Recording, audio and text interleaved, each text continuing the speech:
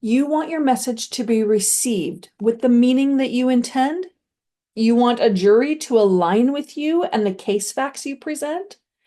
You want to be trusted as a courtroom leader and have increased permission with them. You must practice hospitality.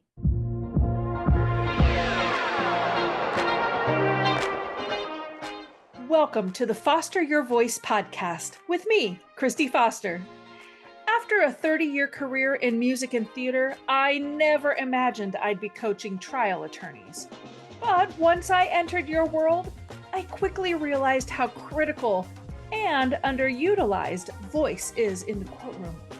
The truth is, you don't win trials with brute strength. You win with your voice. I'll give you tools to unlock your voice so you can communicate not just with purpose, but on purpose. If you want quick action tips to help you stay calm and in control, keep jurors engaged, and inspire your listeners to action, all through the power of your voice, you're in the right place. I'm Christy Foster, and I'm here to help you foster your voice. Hello. Welcome back, Foster fam. Today, we're going to be wrapping up the series on the 5 fundamental truths about voice. And truth number 5 is my favorite, which is why it has an episode all by itself. So before we get into it, though, I want to give a quick shout out to a listener, Tessa Muir, who writes, "Your new podcast is fire."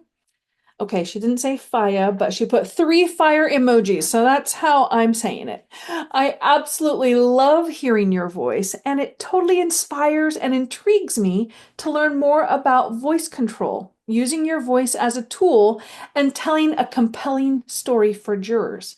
Surprisingly, even through law school, being a JAG attorney and a federal prosecutor, and now being in private practice doing criminal defense, I've had tons of trial practice training and almost never had anyone offer any concrete instruction on how to use or control your actual voice as a tool, which is wild considering trial practice is all about using your voice.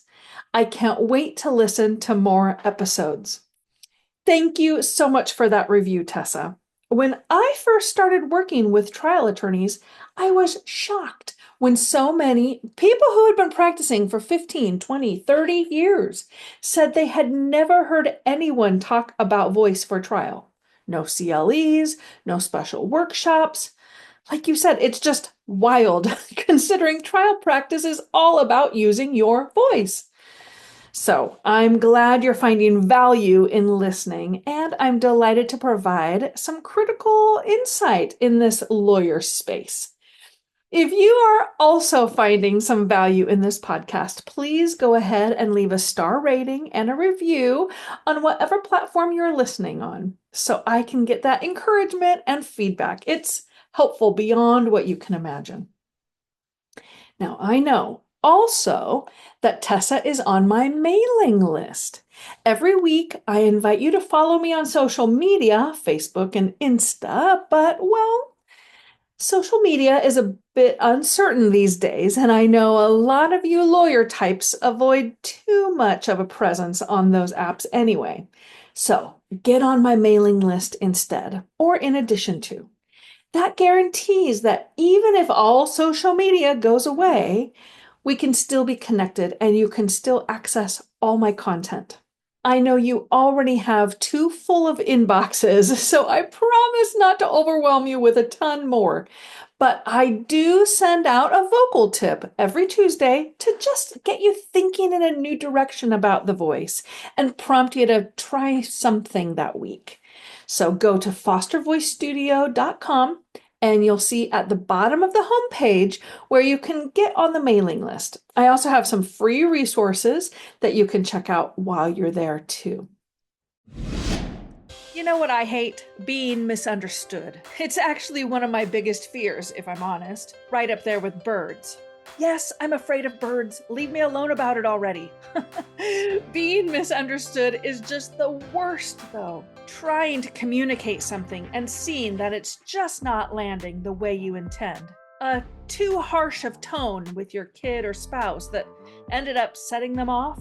A thinking face that got interpreted as annoyance or irritation and ended up shutting down the conversation and leaving you baffled.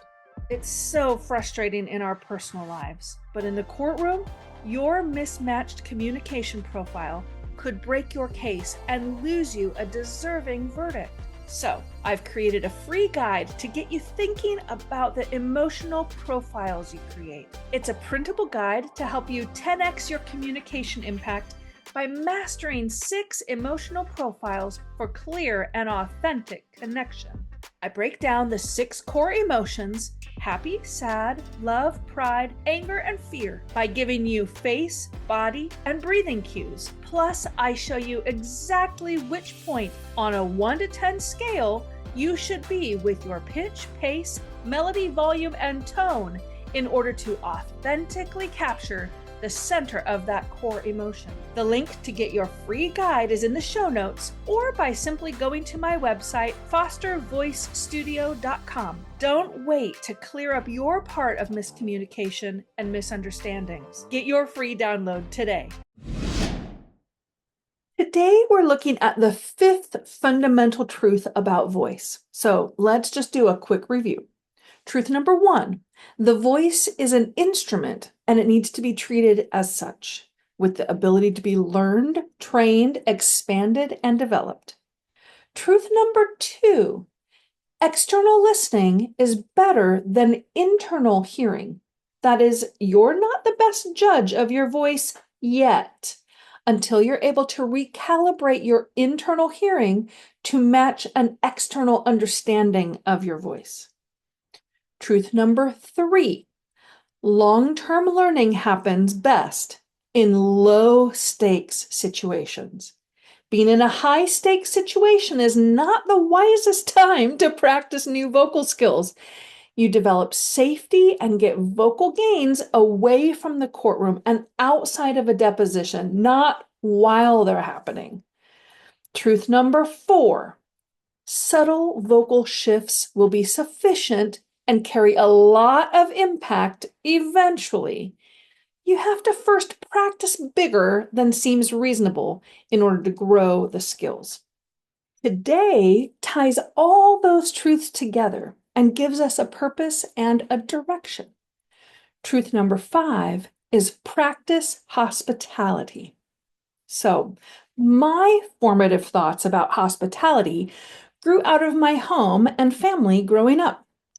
I grew up in the 70s and 80s, and specifically, I grew up in the Baptist church. Now, it seems like every Sunday after church, we were invited to someone's home for lunch, or we had people over to our house.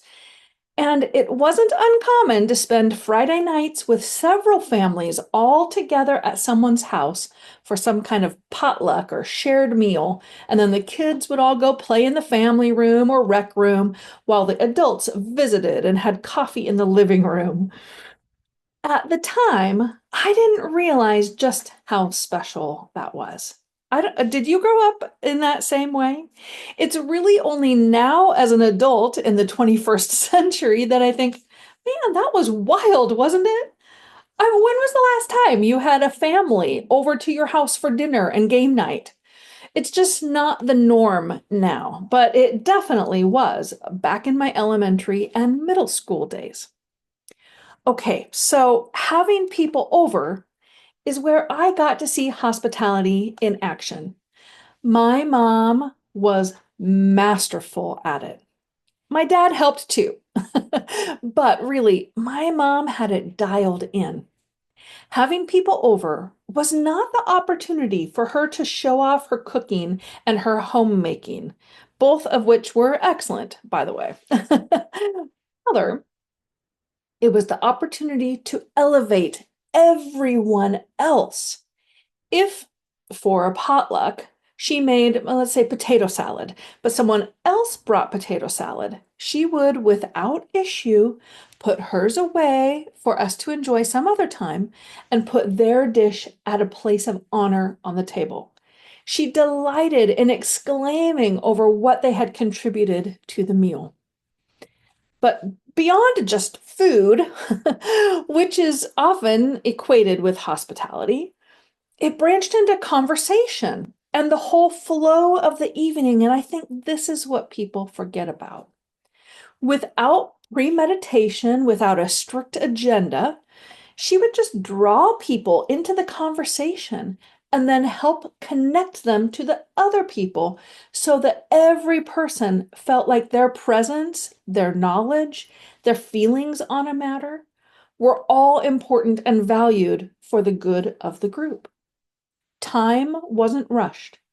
Everyone lingered around the table, even as kids, and enjoyed the community time and the sense of togetherness. Sometimes there were heavier discussions, which maybe I didn't totally grasp as a kid, but sometimes there was just fall out laughter. And usually it was an easy combination of both. The more I spend time coaching trial attorneys in voice and in their presentational strategies, the more I'm convinced that hospitality is what's needed in the courtroom. Think of welcoming jurors, all total strangers, into your home. The courtroom, for this scenario, it's now your job to make a way for them to be comfortable. Rather than just telling them that you're the most important people here and this process couldn't work without you, help them feel accepted and capable and important.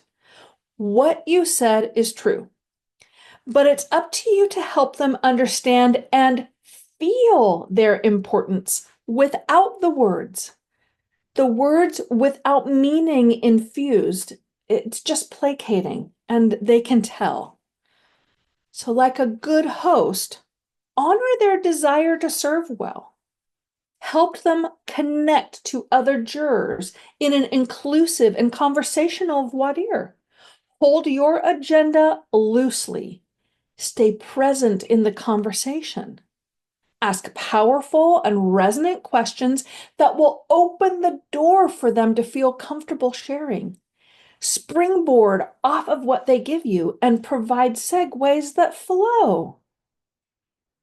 In opening, equip them for success. Teach them in a way and in a language level where they can truly learn from you. Their now trusted leader, host, or whatever you want to call it. This is where you pay close attention to delivery so that they are able to receive your message. Then, when you get into storytelling of what happened in this case, they will feel super smart as the facts unfold and they have the foundational knowledge to evaluate for themselves. They'll even be able to talk intelligently about it in deliberations. You want your message to be received with the meaning that you intend. You want a jury to align with you and the case facts you present. You want to be trusted as a courtroom leader and have increased permission with them. You must practice hospitality. Decide today what's one thing you're going to implement as you practice this week. Practice implies that it's not a performance and it's not perfect. Make attempts. Try something. Are you going to practice a different introduction so they feel important instead of you telling them they're important? What could that look like this week? Work on setting your agenda aside during voir dire, or rather just make it secondary as you stay present with a conversation and see where it leads. Try connecting one juror's thoughts to another juror's thoughts so they feel a sense of connection and camaraderie. Work on distilling your teaching section, being really patient in order for them to learn the foundational information so that they can feel smart during storytelling and during deliberations. Practice hospitality. Choose one thing to practice or to highlight this week. And until next time, Keep fostering your voice.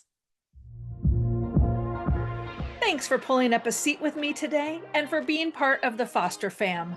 Make sure you're subscribed to the podcast so you don't miss a single episode. And while you're at it, go ahead and leave a review or a comment so I can give you a shout out on a future episode. During the week, you can find me on Instagram at Foster Voice Studio, where I'm dropping little nuggets of vocal technique and leadership wisdom. You can also join my mailing list by visiting fostervoicestudio.com or by clicking the link in the show notes. I'll send a weekly vocal tip every Tuesday directly to your inbox. Until then, keep fostering your voice.